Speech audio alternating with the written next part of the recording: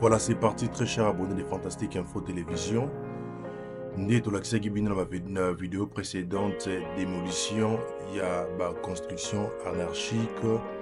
Ah, ou il y a quartier, je le dis bien, dans le beaucoup ya mobile, c'est quand vous allez comme on maman, qu'on a dans le quartier, Fumunsuka, et alors na carte, na quartier, dans le beaucoup ya moi, si comme on maman mimi, a mis sac na mutu, tous allés dans le quartier abattoir. Parce que la fois dernière, tous allés dans le quartier, dans le boko ya mobali, dans le quartier toujours en Fumunsuka, dans le boko ya mosaki dans le quartier Kimbango. Mais les lois, tu comme dans le quartier, il y a deux quartiers, dans le quartier abattoir, dans le quartier Fumunsuka, Oyo, il faut le sous démolition, et salamanano, et salamité. Alors, l'autre décidé dans Fantastique Info Télévision, mais que c'est la bino vraiment d'essence. Lorsque la descente de l'hôtel, c'est un peu n'engeni construction oyo ezali ko se représenter na bilili. Donc vous allez comme on a binomo côté bobuki bomoni ne bandeli ya vidéo ndenge babuka ki déjà na quartier Kimbangu na quartier Fumusoko na loboko mususu mais kati koto yo na quartier abattoir non babuki te koto na loboko ya mobali tozali na avenue o anobenga ngo avenue na quand attend akalezaki avenue mutualité mais siko ezali répartir na ba différentes avenues. Donc ils ont ba avenue belé ba comment okata yango bongo.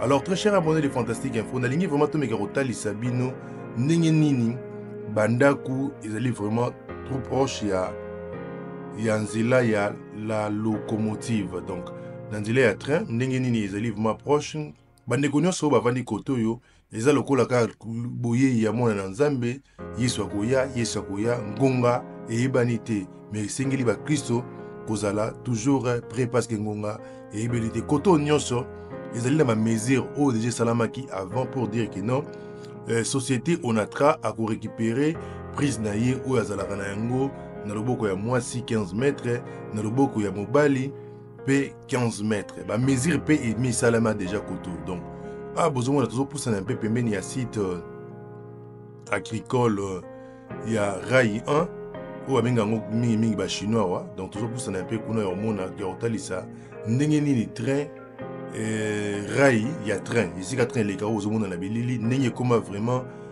na moindre mouvement. Donc mabe kozala mingi. Donc très cher abonné de Fantastique Info Télévision, bozomona bino moko ndenge nini vraiment population ameki komitia Rai ya train na ba condition ya bo. Pire encore, il y a bandeko mususu oyo même bamekaka kozwa bakayasi ya train pour la kosalela yango na baisage na bango personnel oyo ezali comportement oyo biso Fantastique Info tozotelemela yango na énergie na biso ya suka nyonso parce que l'air train oyo bandaki koleka oyo ezalaki embouteillage eza lisusu ezalaki pasi vraiment te ndenge ekomi na mikolo ya lelo ndenge ekomi na parce que population mingi ekendaka zando ezali population mingi utaka mpe na tiango koto oyo.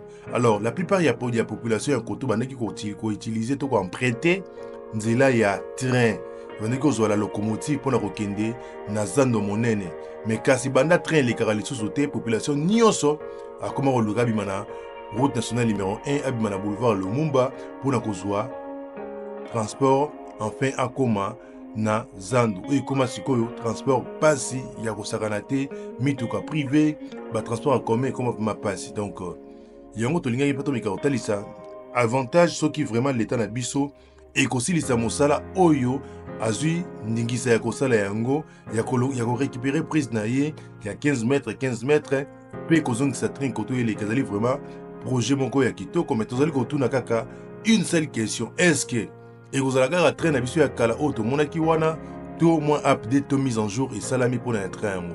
Donc tozali vraiment na attente ya komona ndenge nini ekoleka. Très cher abonné de Fantastique Info, botala bino moko ndenge Rai ekomaki vraiment na risque train oyo epesaka batonne na tonne eleka boye ekozala vraiment dégâts pour la population evandi koto oyo. Très cher abonné de Fantastique Info Télévision, je vous rappelle bandeko ozo na biso de partout. Awa toza na ville province ya Kinshasa, toza na province te, toza na ville province ya Kinshasa, tozali bongo na commune patriotique ya Masina oyo eza na baquartier ebele kasi oyo nazolakisa de part et d'autre des quartiers na yango. Je cite le quartier Fumunsuka puis na quartier abattoir. Très cher abonné de Fantastique Info télévision. Donc, à Oezali, le site agricole, il y a. Donc, site agricole Rai. Mais bit na biso le site agricole, le loté bit na biso zali to l'accès un peu Rai, ndenge nini komi bozo mona bino moko na l'autre baki vraiment. To kata caméra te to vraiment sans gants pour relaxer la population. Puis ko l'accès bande ko nyonso o bana fantastique info télévision ndenge nini. État ya Rai na 2025 na juin ezali. Alors l'autre filmé yango na bosoto boye pour na ko emilie mboko na biso te mekasi pour na ko talisa bandeko oyo azali na ponction ya pouvoir ya rediriger de faire quelque chose parce que nous devons enseigner à nos enfants, nous devons nous enseigner nous-mêmes culture ya propriété aux alavement kitoko mingi pour na ya image positive ya mboko na biso. Nous voulons vendre image positive ya mboko na biso. Car c'est sûr que tu as donné ce ma bête et malheur peut peut-être écoyer. Donc, pour la binomoko état ya rayi, bandia fantastique info nengi ezali, ça fait très mal. Ça fait très mal. Tout ça na bilili ya kalaso de la question yango siko nengi ezalaki, bondi maté nengi ni komi koto. Donc, likambozo ça la passe yango wana, l'autre image lelo na boule que tozonga na mikolo ya mboka na l'état na biso ça la quelque chose pour na ya train, pour na ya rayi, ezonga koleka na kitoko nyonso très cher abonné de Fantastique Info Télévision. To sengi na bino vombolanda vidéo tina suka parce que na ba surprise ya malamu na kati ya vidéo ya lelo oyo to sele bino ya quartier ya Mfumu Suka na quartier abattoir précisément na avenue Mutualité et de l'autre côté na avenue Sep Congo kolandisa na ba avenue misusu oyo elandi yango alkasi to kana nzembo kitoko ya Fantastique Info Télévision. Avant, il y a continuer dans les commentaires. Oyo tozali coacher la bino très cher abonneur de Fantastique Info Télévision.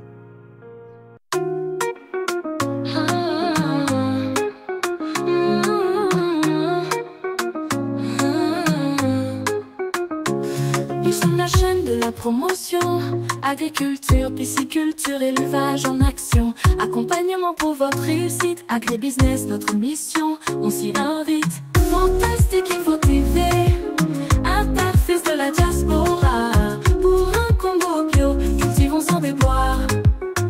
Agriculture, priorité des priorités, tout devient réalité. Gestion de projets agricoles, transformation du produit frais vers la consommation. Avec nous, chaque récolte est une victoire pour un avenir vert plein d'espoir. Fantastique Info TV, interface de la diaspora, pour un Congo bio, cultivons sans déboire. Agriculture, priorité des priorités, tout devient réalité. Il est temps que les Congolais mangent bio. En santo salabilonga, c'est le mot. De la terre à la table, un parcours réussi. Avec Fantastique Info TV, le futur est ici. Le vrai changement de la RDC passera par l'agribusiness. N'oubliez pas de vous abonner vous gratuitement. Fantastique Info TV, interface de la diaspora, pour un Congo bio, cultivons sans déboire. Agriculture, priorité des priorités, priorité devient réalité, réalité. Fantastique Info TV, la chaîne agro-business. Pour un Congo prospère, un grand succès, rejoignez-nous, ensemble construisons l'avenir vert de notre nation.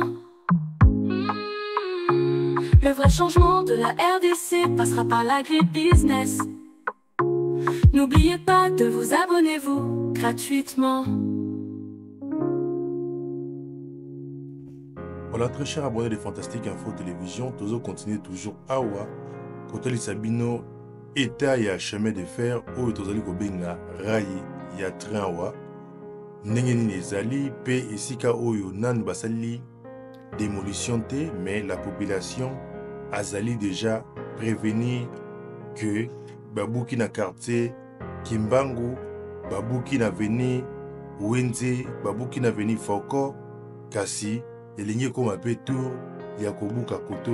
Donc pas c'est-à-dire na mitema ya bato, ba population elobi ebele, mais kasi tozotala 15 mètres ya Onatra nani apesaki bandeko oyo batongi bandako ndingisa ya kotonga.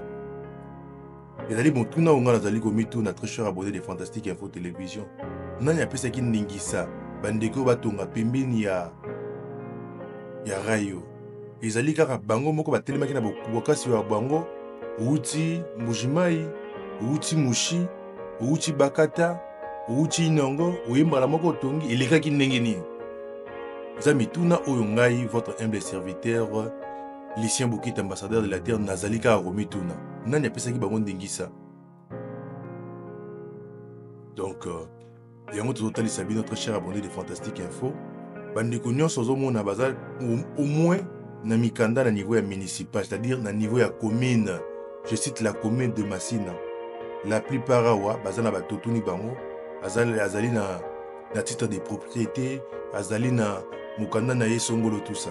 Nani apesaki bango? Nani apesaki bango mukanda wana? Est-ce que les bapesaka mukanda ngo mbula materi azwaka pe makasi ya kokita kotala ke non esika oyo nazozwa mbongo nazozwa lelo oyo yango oyo namoni yango eza esika ya malamu? Est-ce que lekaka bongo? Tobongisa mboka na biso mpona tozala makasi, tobongisa mboka na biso mpona bendeli ya mboka na biso Congo etomboma so koleka nyonso awa. Donc ça fait très mal, ça fait très mal, ça fait très mal, ça fait très mal, très cher abonné de Fantastique Info. Mbalana liboso otala biso so kozali na abonné te, s'abonner parce que ba découverte zo continuer tozali na bino awa tina suka ndenge de démolition ekosalama tozotina population. So kozala na s'abonner te, s'abonner zali na ngoya ofele, puis cliquer na cloche de notification pour la notifier pour nos prochaines publications. Donc toza toujours en akati ya commune ya Massina oyo bozomona bino moko population ndenge nini état ya chemin de fer, ndenge nini rail ya train nde tobenga yango kotoyo ekomi ndenge nini ekoma parce que bandeko ebele batika basala ta ebele bakitaka koto te. Lelo vraiment tolobaki na bino ke caméra ya Fantastique Info ekotambola d'une manière minutieuse, lentement mais sûrement pour na kotalisa ndenge nini les maisons sont plus proches. Ozomona babuki kobuka ka pona mona bo mizalaki encore plus proche na rail. Pour la bato musu ezalaki ke non chemin de fer, projet à chemin de fer, projet à rail à train kotoyo et si li train kolekara les sous-souté parce que c'est les bamboula, je vous rappelle que c'est les bamboula awa train et les kara les sous-souté, train et les kara sous-souté, la locomotive et les kara les sous-souté. Alors la population mi pousser la malembe pour l'espace phonétique là et comment il y a bango moko biso batekela bango. Donc ce qui nous fait mal il y a moi là donc toza na loboko ya moi si toza na avenue to na quartier en fait avenue monene ya bandobenga ya kala ya mutualité. Donc avenue mutualité après avenue rail et si ka tozali o tozola kisabino d'une manière minutieuse botala bino moko nde population bandeko bazoteka oyo misala ezali te mutapusi kaka seneni asali mwa dampio dinae asali ateki wana. Donc c'est ce qui se passe ici pour na ko mi boko la bolimi sa pona liboko ndenge bimi na derrière la caméra. Donc botala bino moko très cher abonné de Fantastique Info Télévision ndenge nini nzela ezali ao. Donc l'air machine ekoya, l'air tracteur oya pona kobuka to accompagner bango pona kotalisa un peu. Alors vous partagez vidéo et vous allez voir kitoko. Tu rappelleras bien toujours que vous avez kitoko ya Fantastique Info Télévision. Tu se retrouver na image de ya kitoko. Voilà, image de kitoko vous allez komona ezwami epa ya Monsieur Jekiel Ma Yamba ngai Monsieur Lucien Bokite, ambassadeur de la terre, nazali bongo na commentaire. Donc vous avez la population mususu et bandit déjà komi bukela ndako na ndenge na yemo ko bandi ko bukela déjà ndako pour na éviter après la tabato mo luka récupérer batol ko bongisa ko lungola déjà batol yemoko na malembe. To landa vraiment vidéo oyo na boke binyoso to partager yango na bandeko balingi Massina na bandeko balingi ko yeba masolo ya Congo yango likambozo leka yango na démolition des maisons anarchiques où ils allaient construire koleka na kati ya 15 mètres de part et d'autre ya chemin de fer à Wanaville province ya Kinshasa. Voilà. Pour la vidéo na boke binyoso.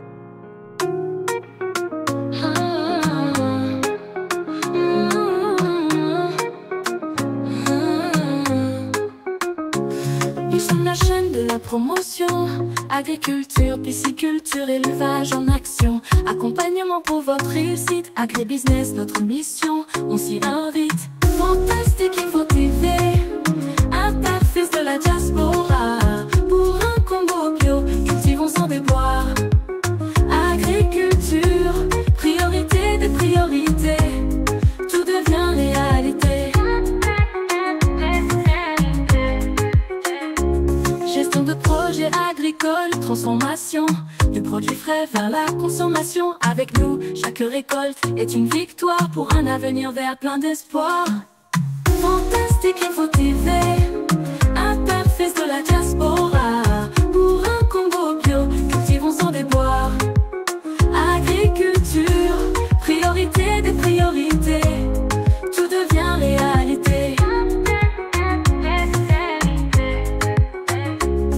Il est temps que les Congolais mangent bio. En Santos à la Bilonga, c'est le mot. De la terre à la table, un parcours réussi. Avec Fantastique Info TV, le futur est ici. Le vrai changement de la RD.